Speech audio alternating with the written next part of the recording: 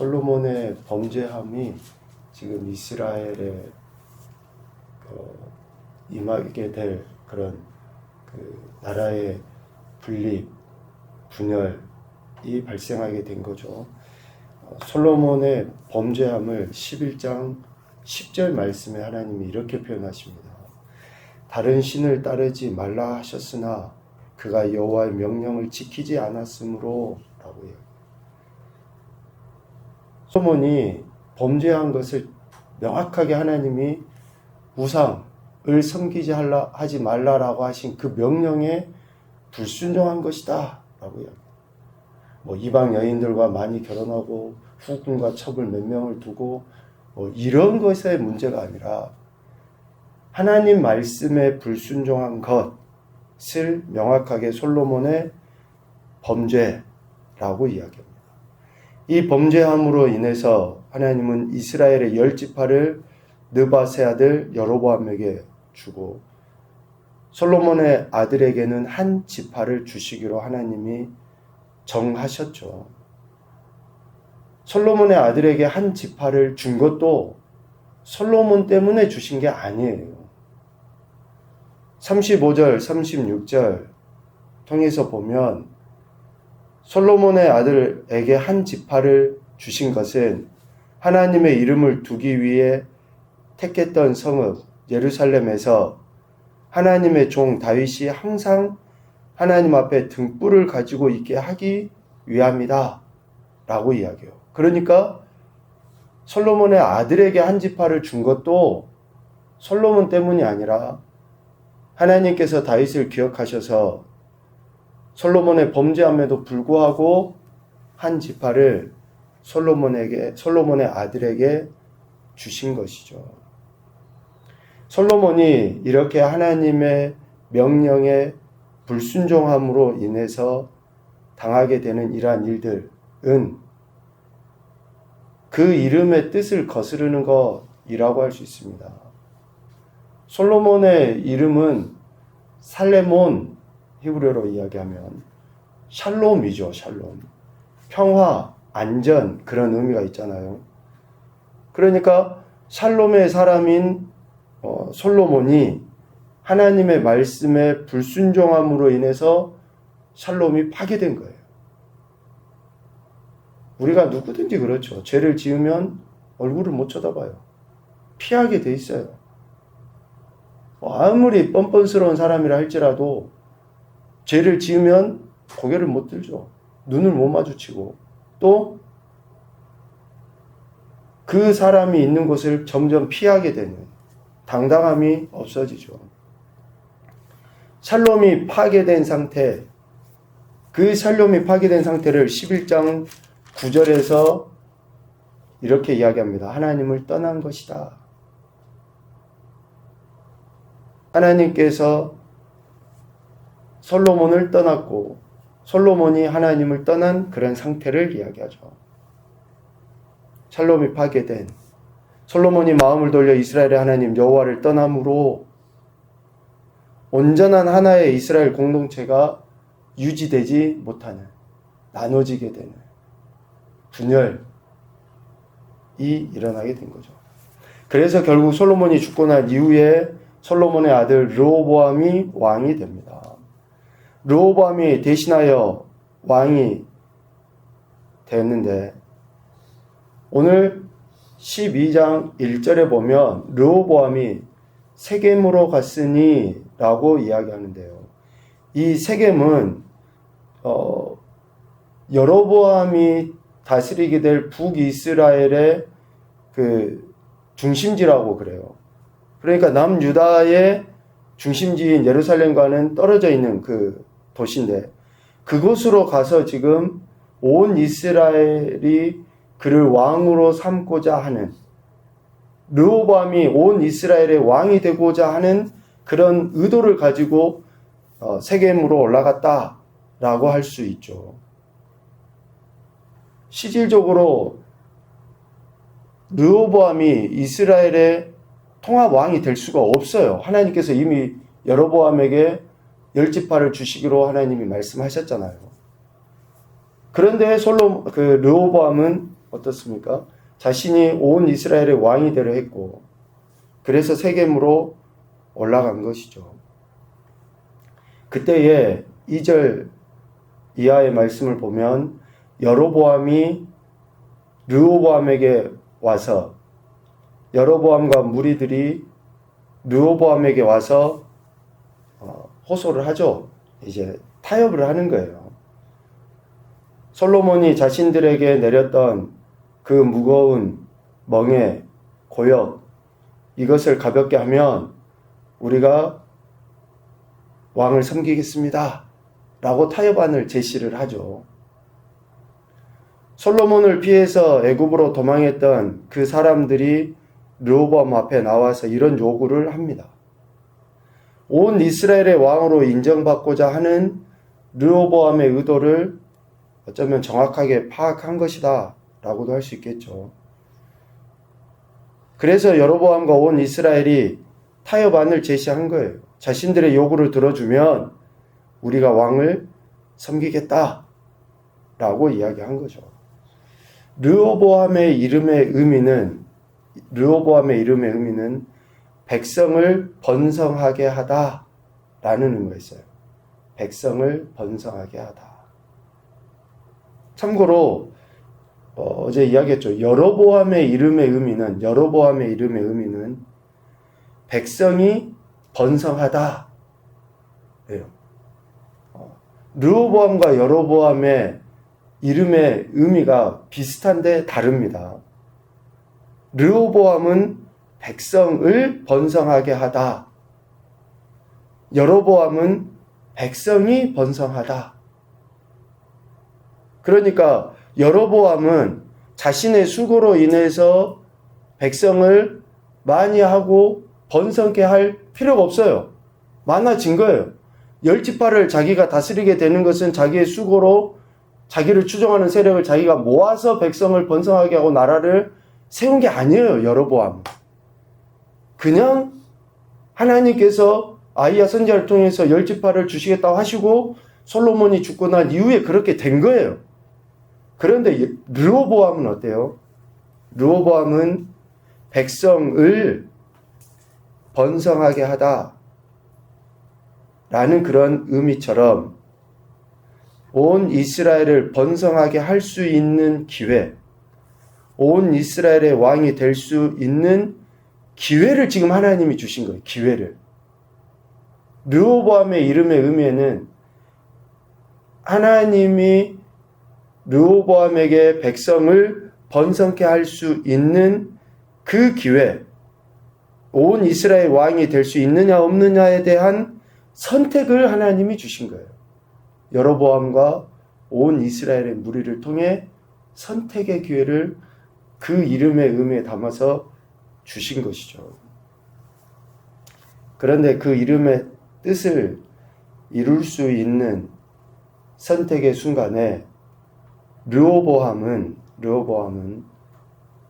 올바른 선택을 하지 못하죠. 8절에 보니까 왕이 노인들이 자문하는 것을 버리고 자기 앞에 모셔있는 자기와 함께 자라난 어린 사람들과 의논했다라고 이야기하죠.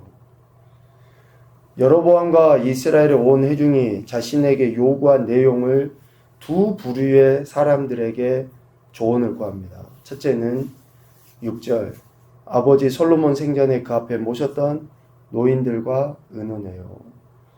여기는 단순히 나이 많은 사람들을 이야기하는 게 아닙니다. 지혜로운 자, 솔로몬과 함께 하나님의 지혜를 경험했던 사람들, 그들은 왕이 백성들에게 봉사할 종으로서 하나님의 선택을 받은 것이다 라고 직언을 합니다. 7절, 왕이 만일 오늘 이 백성을 섬기는 자가 되어 그들을 섬기고 좋은 말로 대답하면, 왕은 백성을 섬기는 자죠. 다스리는 자가 아니에요. 돌보고 보호하고 안전을 위해서 사명을 감당해야 될 자가 왕이에요. 왕. 세상의 왕과는 다른 왕이어야 되죠. 사무엘서를 통해서 왕을 달라라고 할 때 어떠했습니까?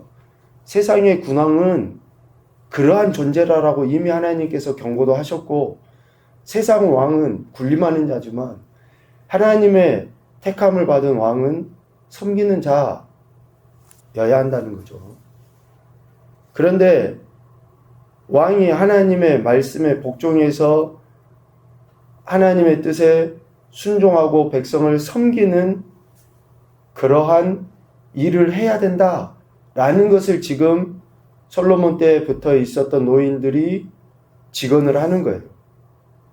그런데 르호보암은 그 노인들의 자문은 버려버리고 자기와 함께 자란 어린 사람들과 의논합니다. 여기서 버리다, 8절에 나와 있는 버리고 버리다 라는 이 말은 주로 선한 것, 마땅한 것, 당연한 것을 버려버리다 라고 하는 그런 의미가 있다 그래요. 뭐 우리가 쓰레기도 버리고 뭐 그런 의미, 뭐 여러 가지 다 버리죠. 그런데 여기서 버리고 라고 하는 아자브 라는 단어는 마땅한 것을 버려버리는 마땅한 것. 그러니까 이미 노인들이 직언한 그 내용이 마땅한 거예요. 그것을 르호보암이 안 거죠. 이게 선한 것이고 마땅하다라고 하는 노인들의 자문이 당연한 것을 알면서도 버려버린 거예요. 의도적으로. 그래서 르호보암이 실패한 것이라고 하는 거죠. 의도적으로 뺏어가는 거. 이게 옳은 일인 줄 알면서도 따르지 않으려고 하는 거. 르호보암은 율법 정신에 의해서 직언한 노인들의 그 진언, 당연한 줄 알면서도 무시해버린 거예요. 그들의 말을 탐탁하지 않게 생각하는 감정이 앞선 거죠. 자신이 왕인데 섬기는 자야? 내가 왕인데 저 사람들의 뭐 인정을 받아야 돼? 라고 하는 매우 교만한 생각이 지금 그 노인들의 직언을 옳음을 따르지 않도록 하는, 의도적으로 배제해버리는 그런 결과가 나타난 거죠. 그런데 참 재밌는 것은 솔로몬 범죄한 이후에 솔로몬 왕실, 그러니까 르호보암이 이제 왕이 된 그 당시에 왕궁이 얼마나 평화가 없었는가라는 것을 알 수 있어요. 소위 두 세력이 지금 대립되고 있잖아요. 노인의 세력과 젊은 자들의 세력이 지금 세대 간에 이러한 세력이 대립되고 있음을 나타내 보이고 있어요. 샬롬이 사라져버린 거예요. 겉으로는 여전히 이스라엘 왕국이고 여전히 하나의 뭐 공동체인 것처럼 보이지만 이미 마음이 나눠져 버려요. 마음이 나눠지고 대립과 갈등이 있는 공동체는 오래가지 못합니다. 세상 사람들도 이야기하죠. 하늘의 태양은 두 개일 수 없다. 태양은 하나여야 돼요. 그런데 자기들의 권위 아래에 있는 자가 권위자를 대적하는 그런 행태들은 결국 권위 아래에 있는 자들의 피해를 당할 수밖에 없게 됩니다. 온 백성들이 어려움을 당하게 되죠. 함께 자라난 소년들은 더 심각한 옳지 않은 이야기를 하게 됩니다. 11절 이제 나는 너희의 멍에를 더욱 무겁게 할지라. 나는 정갈 채찍으로 너희를 징계하리라. 이렇게 책동을 합니다. 이들의 책동은 르호보암이 아버지 솔로몬보다 더 위대하고 강한 왕이라는 것을 보여주기 위함. 얼마나 어리석은지 모릅니다. 그래서 더 왕권을 강화시키기 위해 꾀한 것이죠. 철저하게 하나님의 말씀과 상반된 왕의 자세를 저들은 요구한 거고, 이런 선택의 순간에 르호보암은 옳지 않음을 선택하게 되죠. 첫 번째 교훈입니다. 자신이 가진 이름의 의미, 그리스도인임을 생각해 보자. 우리가 부모로부터 물려받은 그 이름도 있죠. 또 특별히 우리가 그리스도인이라는 그 이름이 있습니다. 그 이름의 의미대로 우리가 살아가고 있는가? 정말 내 이름이 나타내 보이는 대로 내가 그렇게 삶을 살아내고 있는가? 두 번째, 모든 것이 선택의 연속이요 선택의 결과가 지금의 삶이다. 지금 내 삶은 어제 선택한 것의 결과물이에요. 그래서 내 삶이 지금 어떠한 것에 대해서 불평하고 원망할 게 아니라 내가 혹시 지금 내 삶에 문제가 있으면 회개해야죠. 그런데 불평하고 원망하고 선택의 결과가 지금의 삶입니다. 세 번째, 하나님의 말씀이 삶의 기준이 될 때 올바른 선택을 할 수 있게 된다. 하나님의 말씀이 삶의 기준이 되어야 됩니다. 상황이 아니에요. 감정이 아닙니다. 하나님 말씀을 기준 삼고 살지 않으면 늘 혼란스럽게 되어 있어요. 잘못된 길로 빠지게 되어 있습니다.